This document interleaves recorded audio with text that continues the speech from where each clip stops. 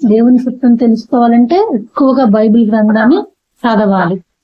ఇప్పుడు దేవుని మాటకు లోబడినందువలన ఏమైంది? ఆదికాండం 12:7 యెహోవా అబ్రామునకు ప్రత్యక్షమై నీ సంతానమునకు ఈ దేశం ఇస్తుదనని చెప్పగా, అంటే దేవుని మాటకు లోబడినందువలన ఏమైంది? ఆ దేశాన్నే తన సంతానానికి ఇస్తానని దేవుడు చెప్పాడు, వాగ్దానం చేశాడు. కాబట్టి దీన్ని బట్టి మనకి ఏం అర్థమవుతుంది? దేవుని మాటకు లోబడినప్పుడు దేవుని చిత్తం చేయాలని మనం ఆశ కలిగి కనుక ఉన్నట్లయితే దేవుడు మన జీవితంలో ఎన్నో అద్భుతాలు చేస్తాడు, ఆశీర్వదిస్తాడు. సరే, ఇంకా మనము ఈ దేవుని చిత్తం గురించి కూడా మనం తెలుసుకోవాలంటే బైబిల్లో ఇంకా కొన్ని లేఖనాలు కనుక మనం చదువుకున్నట్లయితే దానిలో నుంచి మనకి దేవుని చిత్తం అంటే ఏంటనేది అర్థమవుతుంది. మరి దీని గురించి మనం మీకా 6:8 మనుష్యుడా ఏది ఉత్తమమో అది నీకు తెలియచేయబడి ఉన్నది, న్యాయముగా నడుచుకొనుటయు కనికరమును ప్రేమించుటయు దీన మనస్సు కలిగిన దేవుని ఎదుట ప్రవర్తించుటయు ఇంతే కదా యెహోవా నిన్ను అడుగుతున్నాడు. కాబట్టి మనుష్యుడా ఏది ఉత్తమమో అది నీకు తెలియచేయబడి ఉన్నది. ఏమి చెయ్యకూడదో మొట్టమొదటి తెలుసుకున్నాం. మనకి నిర్గమకాండం 20:1-17 వరకు కనుక చదువుకున్నట్లయితే దానిలో 10 ఆజ్ఞలు దేవుడు రాపించాడు. ఏమని ఉంటుంది మనకి తెలిసిందే కదా, నేను తప్ప వేరొక దేవుడు ఉండకూడదని ఉంది. భూమి పైన కానీ నీళ్ళల్లో కానీ లేకపోతే ఆకాశం అందున్న కానీ ఏ రూపాన్ని కూడా మీరు చేసుకోకూడదు, సాగిల పడకూడదు, పూజింపకూడదు అని చెప్పాడు. ఇంకా తర్వాత ఏం చెప్పాడు? నీ దేవుడైన యెహోవా నామమును వ్యర్థముగా ఉచ్చరింపకూడదు అన్నాడు. విశ్రాంతి దినమును పరిశుద్ధంగా ఆచరించాలని చెప్పాడు. ఆ తర్వాత మనం దీర్ఘాయుష్మంతులమై ఉండాలంటే మన తండ్రిని తల్లిని సన్మానించాలని చెప్పాడు. నరహత్య చేయకూడదు, వ్యభిచరించకూడదు, దొంగిలకూడదు, అబద్ధ సాక్ష్యం పలకకూడదు, నీ పొరుగు వానిది ఏది ఆశింపకూడదు అని చెప్పి ఇవన్నీ 10 ఆజ్ఞలు ఉన్నాయి కదా. మరి ఇవన్నీ దేవుని చిత్తమే కదా, దేవుని మాట అన్నమాట. ఇదే దేవుని చిత్తం, దీన్ని మనం పాటించాలి. వీటిని మనము సరే. ఆ తర్వాత చూస్తే ఇప్పటి వరకు ఏం చెయ్యకూడదు అనేది చెప్పబడింది. ఏం చేయకూడదు అంటే 10 ఆజ్ఞల్లో ఏం చేయకూడదు అనేది చెప్పబడింది. అలాగే ఇప్పుడు ఈ మీకాలో కింద చూసుకుంటే 6:8 చూసుకున్నప్పుడు ఏమనుంది? మనుషుడా ఏది ఉత్తమం అది నీకు తెలియజేయబడి ఉన్నది. ఏంటి ఆ ఉత్తమమైనది? ఏం తెలియజేయబడింది? న్యాయముగా నడుచుకొనుటయు కనికరమును ప్రేమించుటయు దీన మనస్సు కలిగిన దేవుని ఎదుట ప్రవర్తించుటయు ఇంతే కదా యెహోవా నిన్ను అడుగుతున్నాడు. అంటే న్యాయముగా నడుచుకున్నట్టు, న్యాయంగా నడుచుకోవడం అంటే మనము అందరి పట్ల ఏం చేయాలి అంటే న్యాయంగా నడుచుకోవాలి, ఎవరిని అన్యాయము చేయకూడదు. అలాగే కనికరమును ప్రేమించడం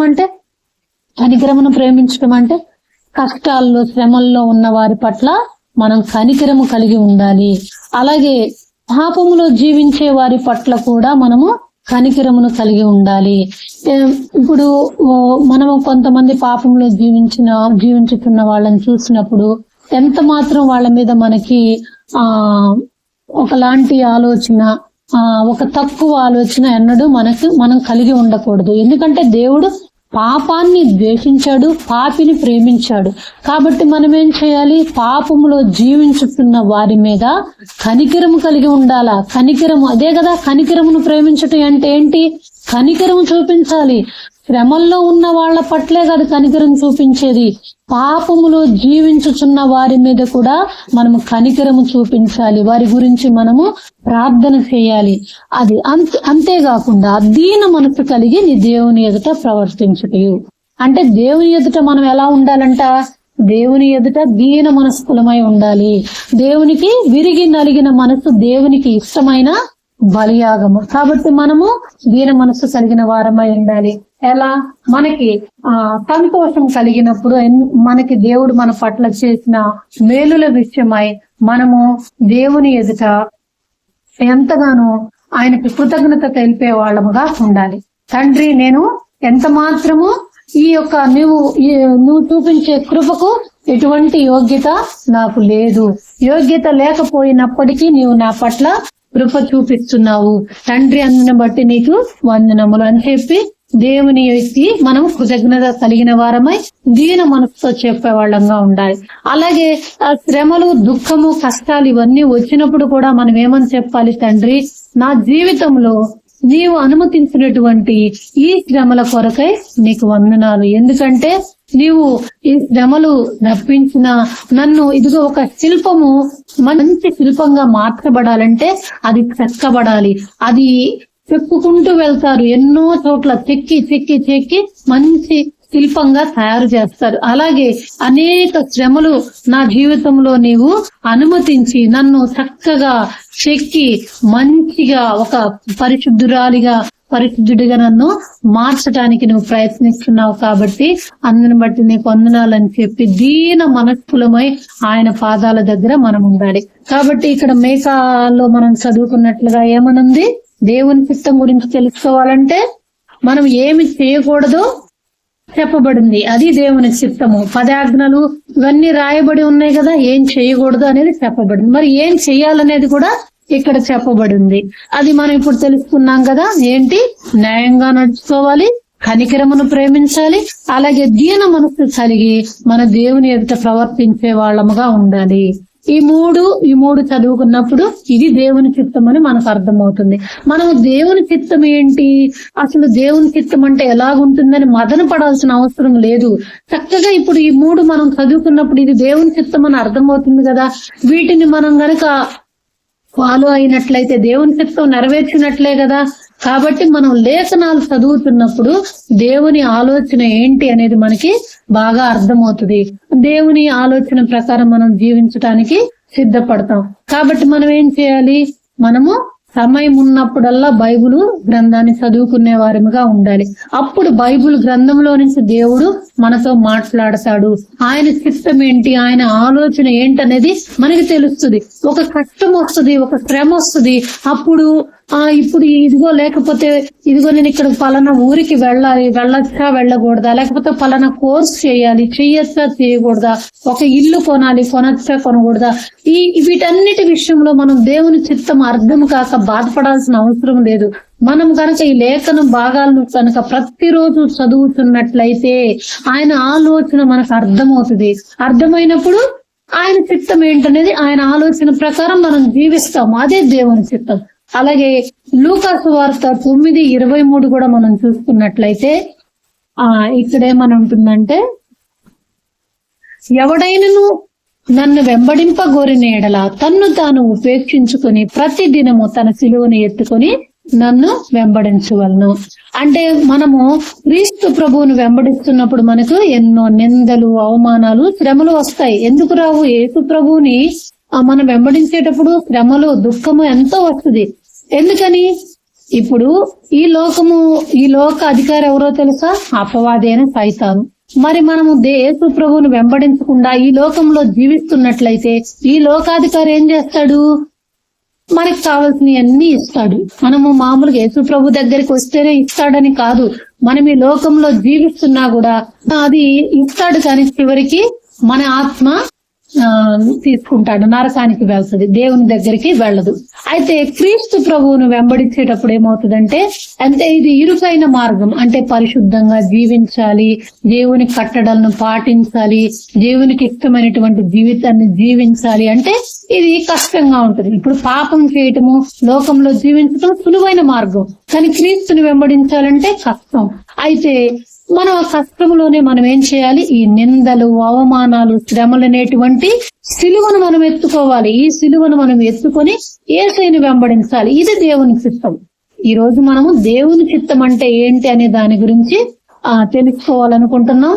దేవుడు మనకి కొన్ని వాక్యాల ద్వారా మనకు బయలుపరుస్తున్నాడు. కాబట్టి మరలా ఇప్పుడు ఇంతకు ముందు మనము మేకాలో చూసుకున్నాం, ఇప్పుడు లూకా సువార్తలో చూస్తున్నాం. ఏం చేయాలి? దేవుని చిత్తం ఏమై ఉన్నది? మనకు వచ్చే నిందలు, శ్రమలు, అవమానాలు వీటన్నింటిని చూసి భయపడకుండా వాటిని, ఆ నిందలు, అవమానాలు, శ్రమలు అనేటువంటి సిలువను మనం ఎత్తుకొని యేసయ్యని వెంబడించాలి. ఇది దేవుని చిత్తం అంట. ఇలాగ కనుక మనం చేసినట్లయితే ఆ తర్వాత రోజుల్లో మనము గొప్ప మేలును చూస్తాం. మొట్టమొదట ఆత్మీయంగా మనము మంచి స్థానంలోనికి వెళ్తాము, దేవునికి సమీపంగా వెళ్తాము.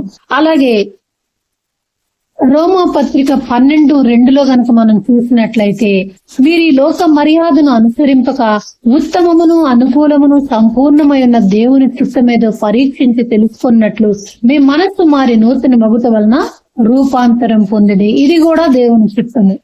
ఏమనుంది? దేవుని యొక్క ఆలోచన ఏమంది? ఈ లోక మర్యాదను అనుసరించకూడదు. ఈ లోక మర్యాద అంటే ఏంటి? ఈ లోకంలో ఉన్న వారు పాటించే ఆచారాలు కావచ్చు, వారి పండగలు కావచ్చు, వాటిలో మనం పాల్గొనకూడదు. ఎందుకని? అక్కడ దేవుని నామానికి మహిమ రావట్లా. మనం ఏ పని చేసినా దేవుని నామానికి మహిమ కలిగే విధంగా ఉండాలి. ఇప్పుడు మనము ఈ లోకస్తులు చేసేటువంటి పండగలు, ఆచారాలు, వీటికి మనం వెళ్తున్నామా? అది దేవునికి ఎంత మాత్రం ఇష్టము లేదు. ఈ లోక మర్యాదను అనుసరించవద్దని ఇక్కడ చాలా క్లియర్ గా చెప్పబడి ఉంది. కాబట్టి ఉత్తమమును అనుకూలమును సంపూర్ణమై ఉన్న దేవుని చిత్తమేదో పరీక్షించి తెలుసుకున్నట్లు మీ మనసు మారి నూతన మొగట ఉన్న రూపాంతరము పొందుడి. అంటే మనము ఎప్పుడు తెలుసుకుంటామంట దేవుని చిత్తము? మన మనసులు మార్చుకున్నప్పుడు, మనం రూపాంతరం పొందినప్పుడు దేవుని చిత్తం తెలుసుకుంటాం. ఎలా తెలుసుకుంటాం? ఇప్పుడు మన మనసు మారినప్పుడు ఆయన ప్రకారం జీవించాలని ఆశ కలుగుతుందిగా. ఆయన ఆలోచన ప్రకారం జీవించాలని ఆశ కలుగుతుంది. అది ఎప్పుడు జరుగుతుంది? మన మనస్సు మారినప్పుడు జరుగుతుంది. కాబట్టి మొట్టమొదట మన మనసును మార్చుకోవాలి, రూపాంతరం పొందాలి. అప్పుడు దేవుని చిత్తం చేయడానికి మనం ముందుకు కొనసాగుతాం. అలాగే చివరిగా మనము 1 యోహాను 1:9 కనుక చూసుకున్నట్లయితే, ఇక్కడ ఏమనుందంటే, మన పాపములను మనం ఒప్పుకొని ఎడల ఆయన నమ్మదగిన వాడును నీతిమంతుడును గనక ఆయన మన పాపములను క్షమించి సమస్త దుర్నీతి నుండి మనలను పవిత్రులనుగా చేయును. కాబట్టి ఇది కూడా దేవుని చిత్తం. ఏంటి దేవుని చిత్తం? మన పాపాలను మనం ఒప్పుకోవాలి, ఒప్పుకొని విడిచిపెట్టాలి. ఒప్పుకున్నప్పుడు ఏమవుతుంది? ఆయన నమ్మదగిన వాడు నీతిమంతుడు గనక మన పాపాలను క్షమించి సమస్త దుర్నీతి నుండి మనలను పవిత్రులుగా చేస్తాడు. కాబట్టి ఈ లేఖనాలన్నీ మనం చూసినప్పుడు దేవుని చిత్తం మనకు అర్థమవుతున్నది కదా. దేవుని చిత్తం మనకు ఏంటో అర్థం కాక బాధపడవలసిన అవసరం లేదు. ఎంత చక్కగా రాయబడింది. మొట్టమొదట మనం ఏం చేయాలి?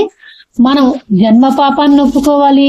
మనం పుట్టినప్పటి నుంచి మనం చేసినటువంటి తప్పులు, పాపములు, అపరాధములు ఏమైనా ఉంటే దేవుని సన్నిధిలో ఒప్పుకొని ఆయన రక్తంతో కడుగబడి శుద్ధీకరించబడాలి. అంతేకాకుండా అనుదినము మనం ఎక్కడైనా ఇంకా దేవుణ్ణి బాధ పెడుతున్నామేమో, దేవునికి ఇష్టం లేని పనులు ఇంకేమన్నా చేస్తున్నామో ఏమోనని చెప్పి అనుదినము మనము పరీక్షించుకోవాలి. ఇలాగూ చేయటం అనేది దేవుని చిత్తమై ఉన్నది. ఇప్పటి వరకు మనం చూస్తున్న భాగాలను బట్టి మనకేమర్థమవుతుంది? దేవుని చిత్తం అంటే ఇదిగో దేవుడు ఏం చెప్తున్నాడో ఆ మాటకి గనక లోబడినట్లయితే ఆశీర్వాదాన్ని పొందుతాం.